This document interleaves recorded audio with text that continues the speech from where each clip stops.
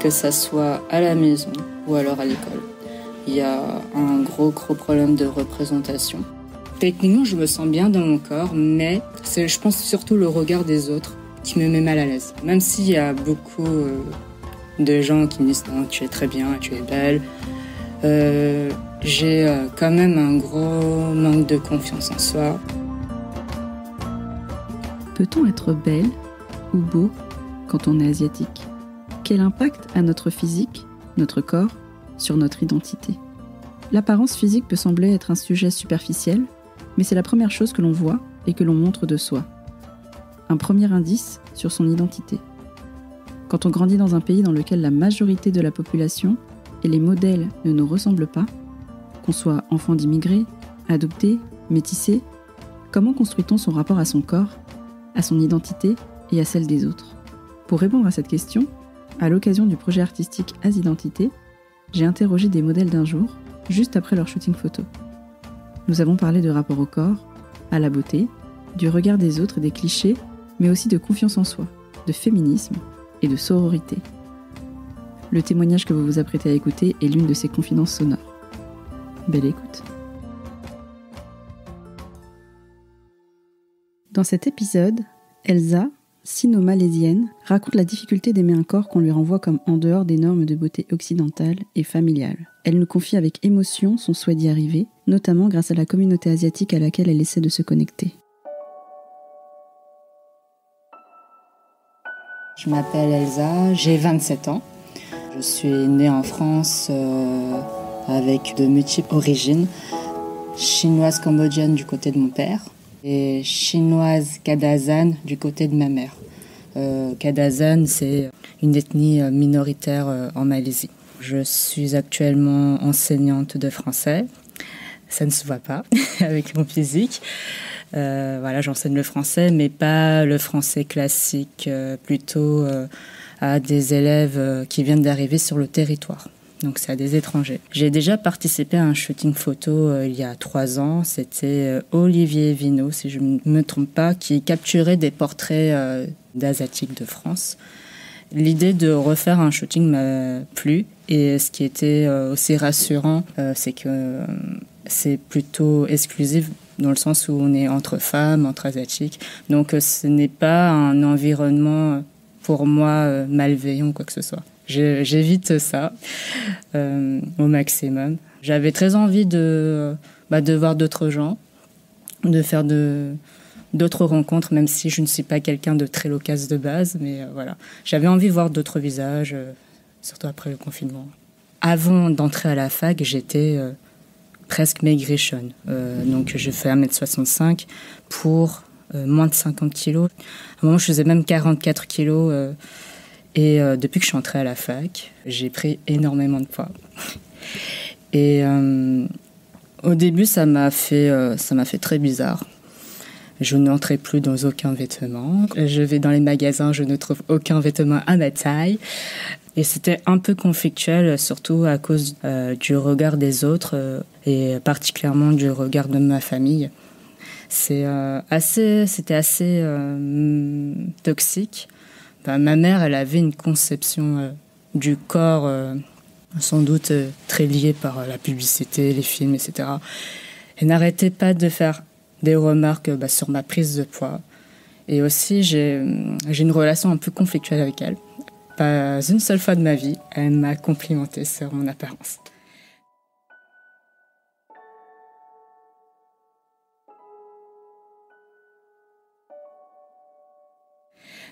Techniquement, je me sens bien dans mon corps, mais c'est, je pense surtout le regard des autres qui me met mal à l'aise.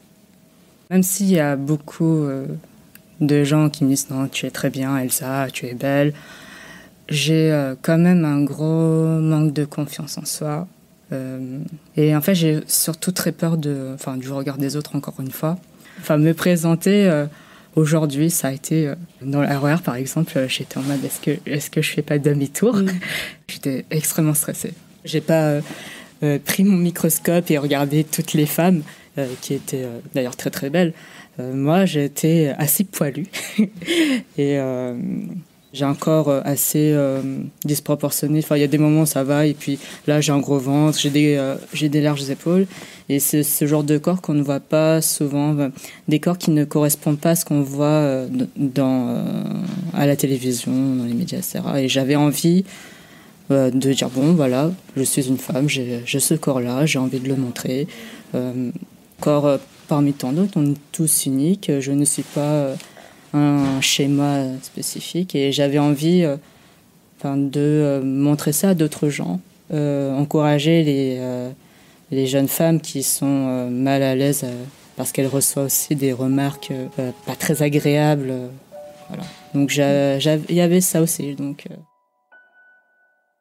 il y a des choses que j'accepte plus facilement, par exemple arrêter de torturer mes jambes et les laisser tranquilles, et mes aisselles aussi. Ouais, ils sont un petit peu poilus. Je suis tombée sur un copain, pour lui c'était crado, quoi. Alors que j'avais largement moins de poils que lui. Après, il y a là où mon corps pose entre guillemets problème. Enfin, en fait, c'est pas vrai. C'est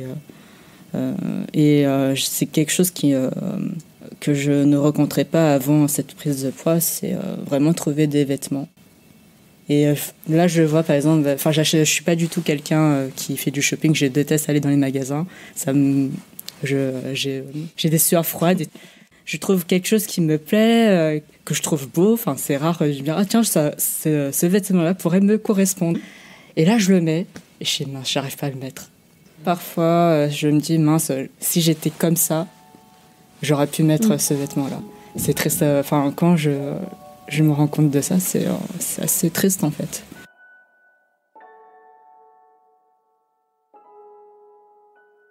Je suis originaire du 13e. Il y avait majoritairement des Asiatiques, surtout Asie du Sud-Est péninsulaire que Chine continentale, quand même.